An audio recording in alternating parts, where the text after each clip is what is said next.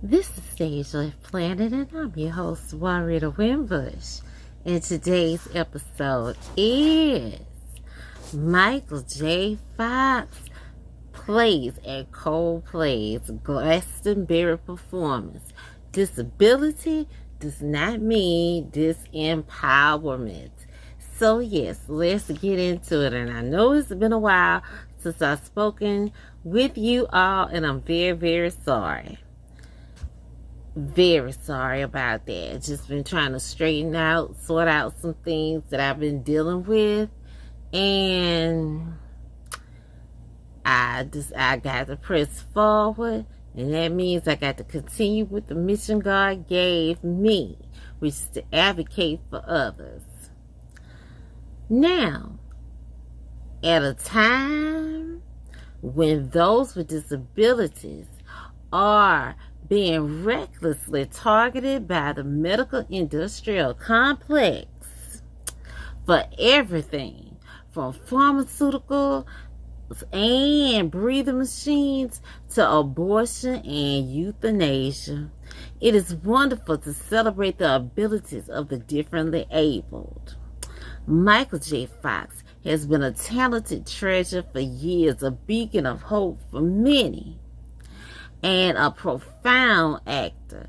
He is a profound actor, profound actor who starred in such movies as Back to the Future, Bright Lights, Big City, Teen Wolf, Family Ties, and Spin City.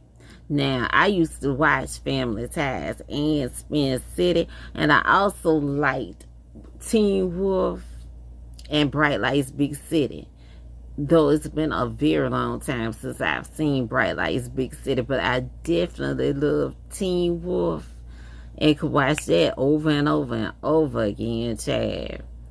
And he also plays, now this is the beautiful thing, and this is where his performance with Coldplay at Glastonbury Festival comes in.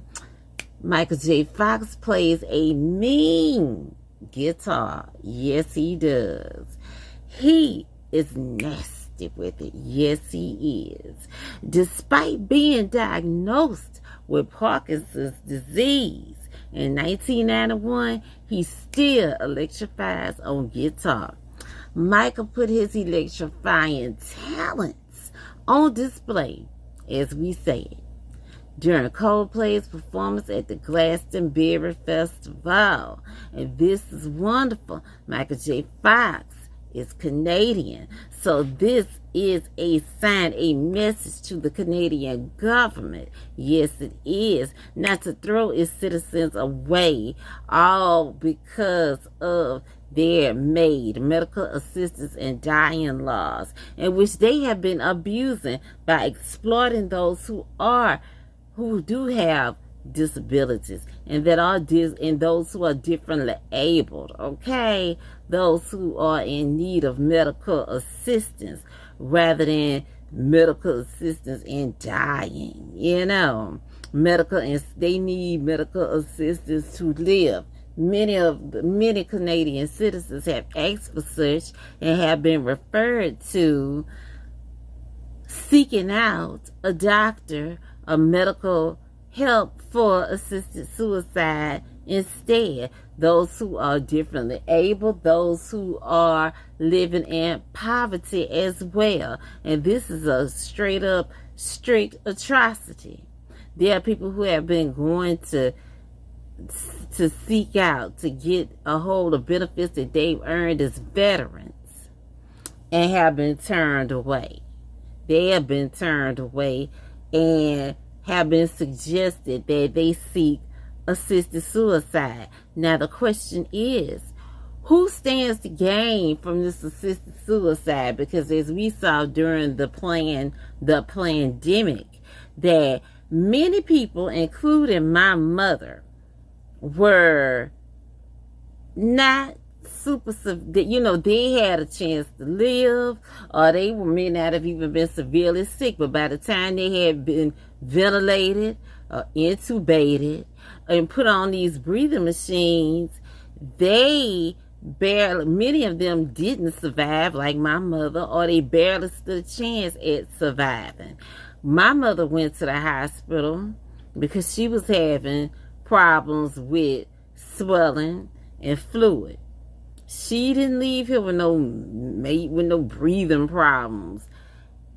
She gets to the hospital. I was sick. I couldn't be there like I wanted to be for her while she was sick, because I was dealing with some serious medical issues myself, to the point that my mother told me, "Don't worry about her. Stay home rather than coming to the hospital, coming back and forth to the hospital," because she and I both thought that she would be okay. I look, when I was home, me being home, how about every day some jerk was calling, asking about a breathing machine to be sent here. I asked when my mother and I were on the phone, I asked her, I said, "Did you tell them people at the hospital that you needed that, did they tell you needed a breathing machine?" And she said, "No. And if whoever called again, tell them people we don't want no breathing machine, we don't need it."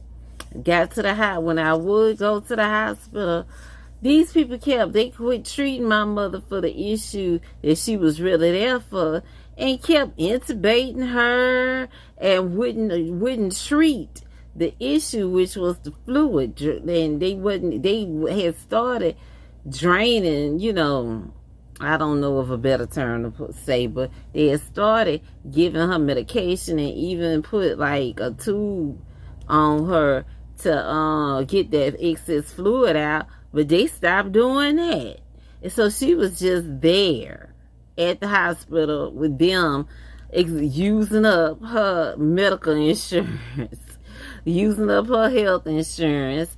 And then when I tried to transfer her to the hospital where her doctor works, these people wouldn't help me transfer her. And they basically just wanted to do what they wanted to do. And it was just terrible. And my mother did not survive at that hospital visit. Her body didn't survive, because she survived. She is with the Lord, because to be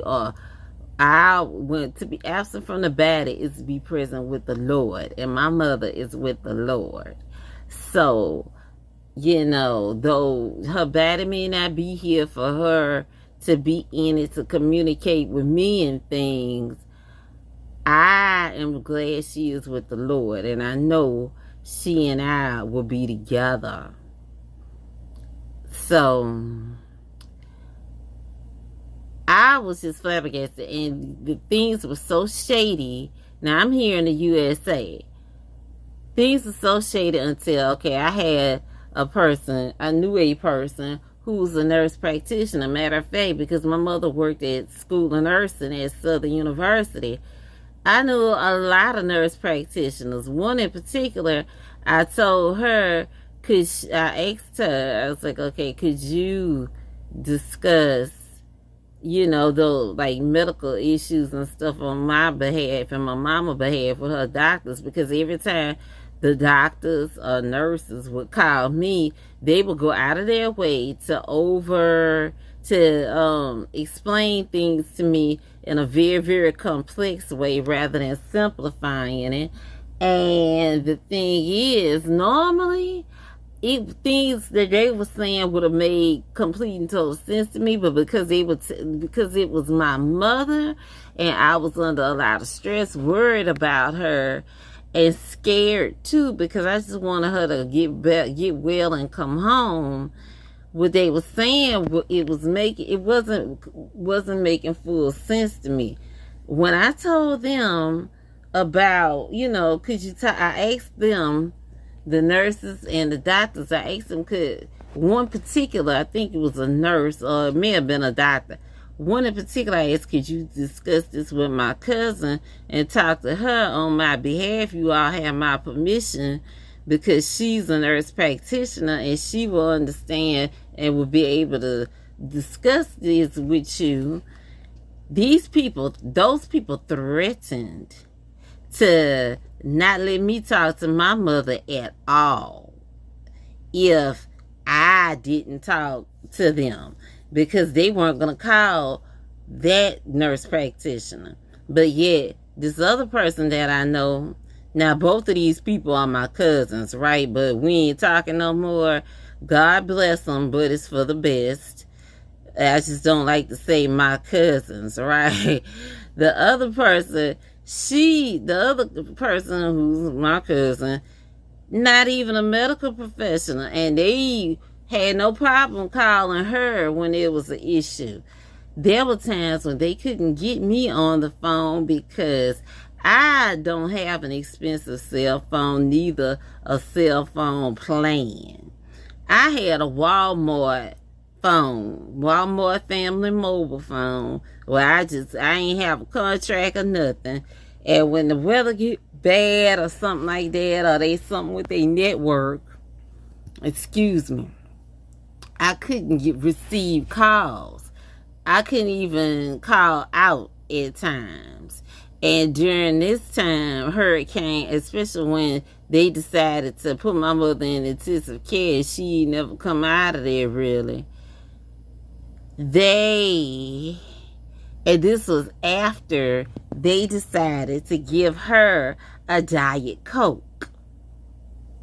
Now, they claim my mother had kidney problems, and I'm like, okay. And she asked them for a Diet Coke. And I'm like, okay, if you know she got kidney problems and she asking you for a Diet Coke, why in the hell would you give it to her? You know you're not treating her for her kidney problem. I even told them if they needed one of my kidneys to give to her, they could have it. I told them if she needed a head transplant, they could cut my head off and give her my head. Anything she needed. These people disregarded me. I think that because that was during the pandemic, right? They may have been trying to, even though I don't know how to look at her, though I don't want to, but to look at her death certificate. But some kind of way, I wouldn't be surprised if they claimed her as a COVID person. You know, as one of them, as a COVID patient. I wouldn't be surprised at all. Since the hospitals were getting, like, what?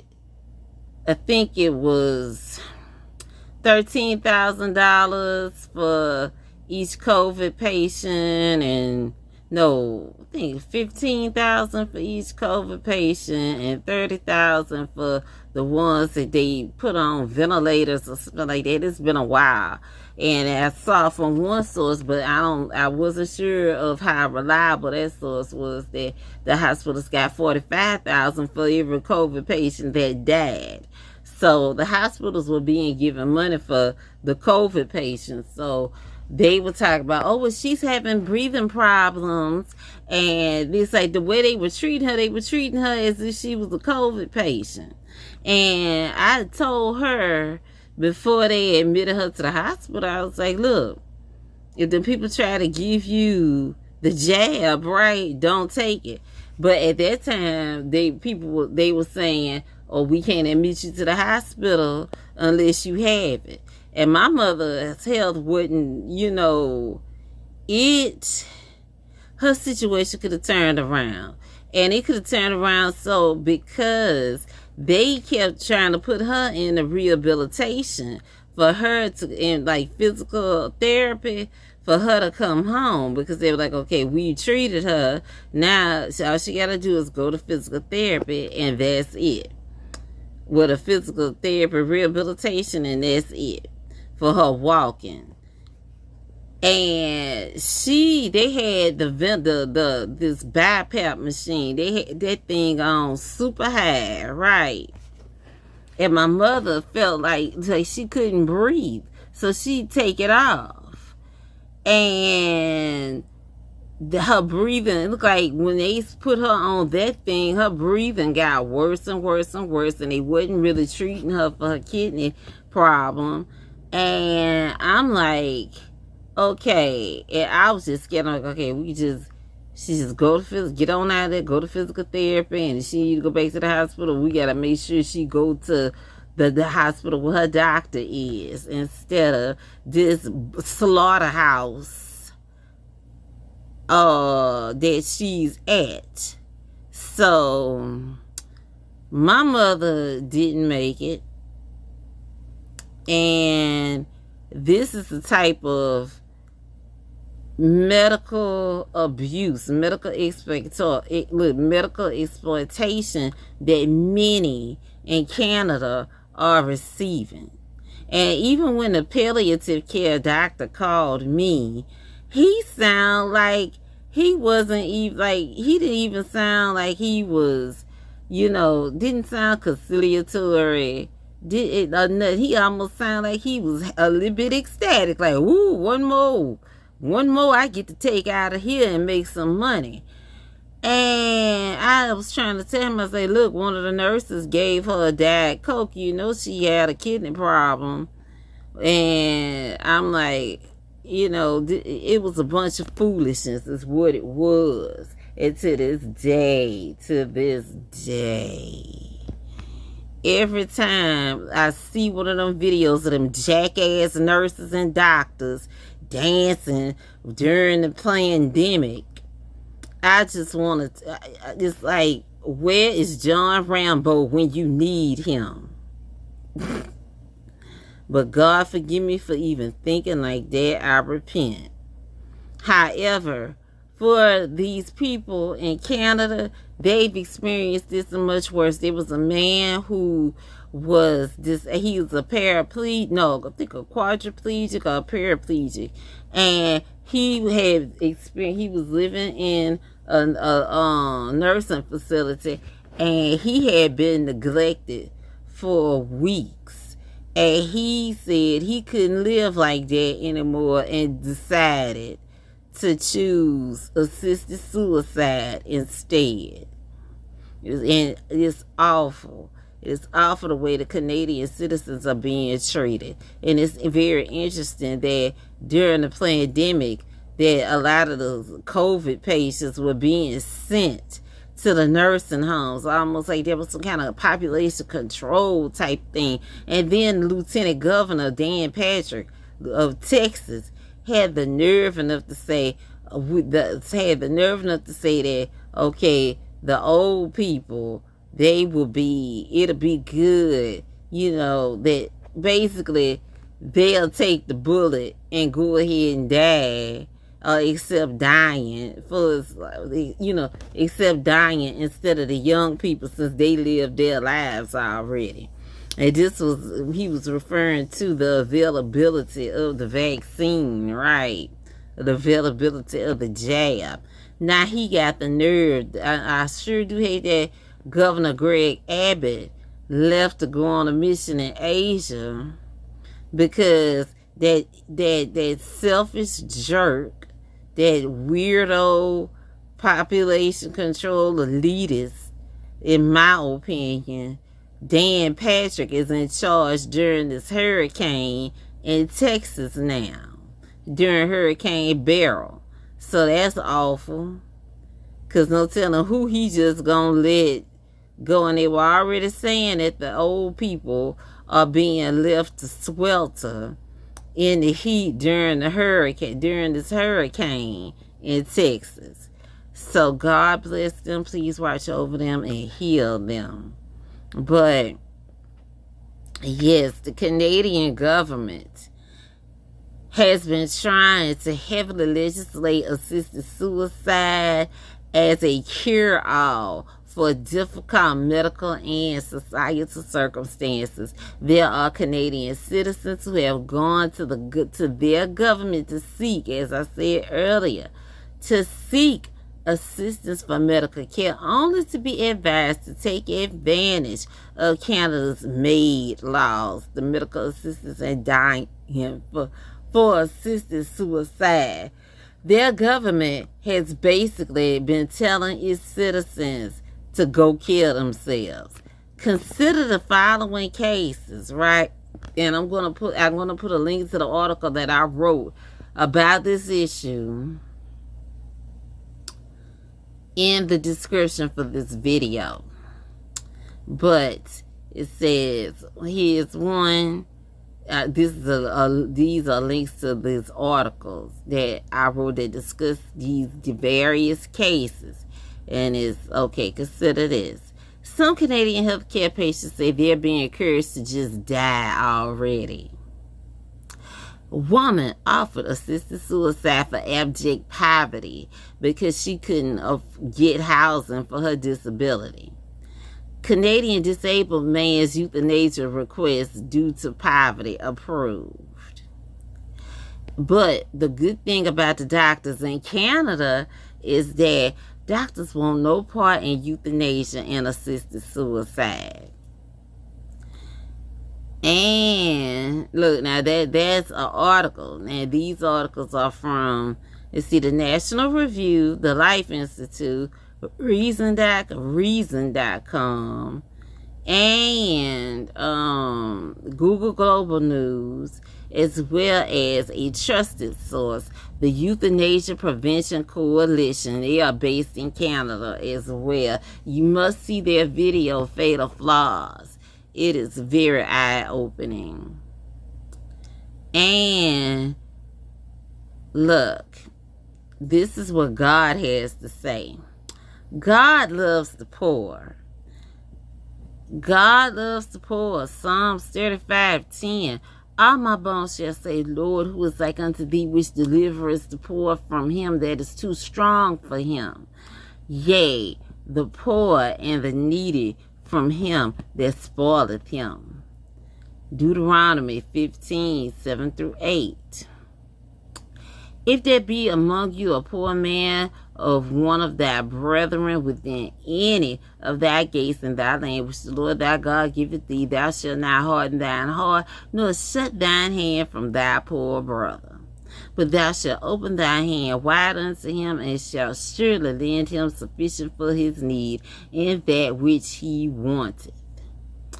Proverbs 22:22.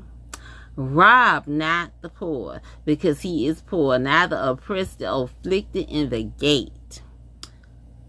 Proverbs 14:31. He that oppresseth the poor reproacheth his maker, but he that honoreth him hath mercy on the poor.